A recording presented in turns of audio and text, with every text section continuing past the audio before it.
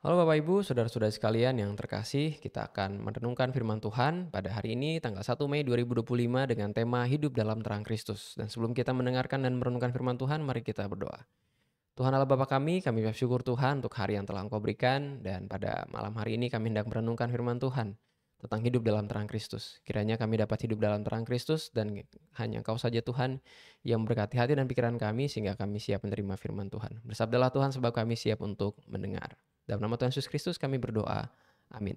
Firman Tuhan yang akan kita renungkan itu diambil dari Efesus 5 ayat 8 yang berbunyi demikian. Memang dahulu kamu adalah kegelapan, tapi sekarang kamu adalah terang di dalam Tuhan.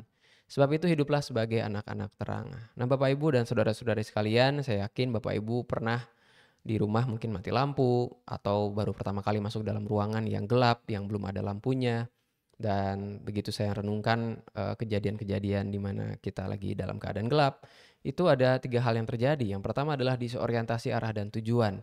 Kita bisa tahu kita lagi ada di mana, tapi kita mau cari barang juga susah. Jadi ada disorientasi yang kita alami pada saat kita hidup dalam kegelapan. Dalam hal ini ada dalam ruangan yang lampunya mungkin belum dinyalakan atau mati lampu ya, atau mati listrik.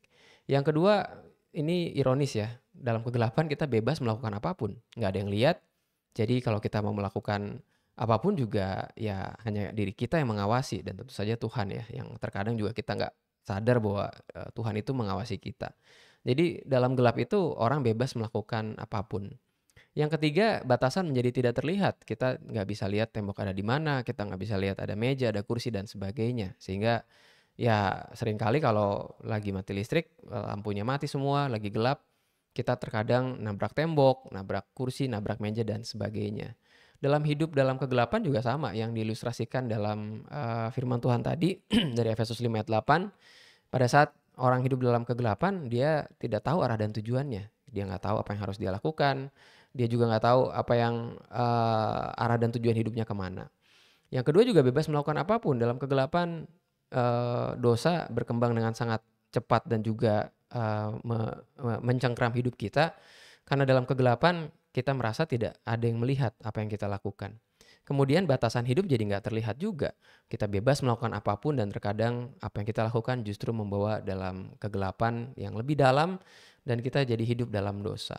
Sementara kalau kita hidup dalam terang, misalkan di ruangan yang tadinya gelap, kita nyalakan lampunya, tentu kita jadi jelas melihat apa yang ada di sekitar kita. Kita jadi jelas arah dan tujuan, lalu apa yang kita lakukan juga ada yang melihat. Mungkin ada orang di sekitar kita, dan kita juga tahu kalau lagi terang, hal yang kita lakukan juga kita mungkin terkadang malu, terkadang juga risih, karena memang kita merasa ada yang melihat.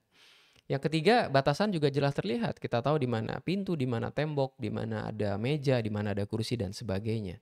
Artinya pada saat kita hidup dalam terang, hidup kita tuh jelas arah dan tujuannya. Saat kita bangun pagi, kita tahu apa yang harus kita lakukan. Bahkan pada saat kita nggak tahu mau kita nggak tahu apa yang harus saya lakukan, kita punya batasan yang jelas. Ada dosa yang harus kita hindari, ada perbuatan yang harus kita lakukan karena kita ingin memuliakan Tuhan. Jadi hidup dalam terang dalam ilustrasi ini adalah orang yang hidupnya jelas arah dan tujuannya. Kemudian merasa ada yang melihat sehingga dia tidak bebas melakukan apapun. Yang ketiga, batasan menjadi jelas terlihat. Maka kesimpulannya hidup dalam terang itu seperti apa? Itu adalah hidup yang memiliki arah dan tujuan. Kita tahu akhir hidup kita akan ketemu dengan Tuhan Yesus pada saat kita dipanggil pulang. Pada saat kita pelayanan juga kita tahu arah dan tujuannya apa. Bukan hanya untuk memegahkan diri, mencari aktualisasi diri, tapi memang memberikan diri kita untuk Tuhan. Dan juga kita hidup bersama dengan Allah. Artinya kita nggak bebas melakukan apapun karena kita tahu bahwa Allah selalu melihat. Setiap dosa yang kita lakukan Dia tahu.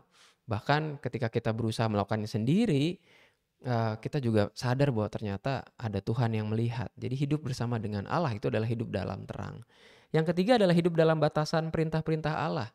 Saya ingat dulu ketika saya mulai serius menjalani hidup sebagai seorang Kristen, saya menyadari bahwa ketika makin tahu tentang hukum Allah, hidup saya jadi seolah-olah makin gak bebas. Padahal hidup dalam batasan perintah Allah itu adalah hidup yang menuju kebebasan. Bebas dari dosa, bebas dari satu cengkraman maut, bebas juga dari satu penghakiman. Maka itu adalah hidup dalam batasan perintah-perintah Allah saat kita hidup dalam terang. Maka ini adalah pertanyaan refleksi dari renungan singkat ini. Yang pertama, sudahkah kita hidup dalam terang kasih Allah? Artinya apakah kita tahu bahwa Allah itu selalu melihat kita, dan juga kita tahu kita hidup dalam batasan perintah-perintah Allah. Yang kedua adalah bagaimana cara kita menjadi terang bagi orang lain. Bapak Ibu mungkin banyak yang pelayanan yang menerangkan firman Tuhan ini dan pada saat kita melakukan pelayanan, apakah pelayanan yang kita lakukan juga menjadi terang bagi orang lain? Ketika keakuan kita berkurang, namun justru apa yang mau kita muliakan dalam hidup kita itu adalah nama Tuhan yang dipermuliakan. Maka ini adalah dua pertanyaan refleksi yang harus kita coba renungkan pada malam hari ini. Sudahkah kita hidup dalam terang kasih Allah? Dan yang kedua, bagaimana cara kita menjadi terang bagi orang lain? Kiranya Tuhan Yesus memberkati renungan yang telah kita dengarkan dan kiranya hati dan pikiran kita semakin tertuju kepada Allah.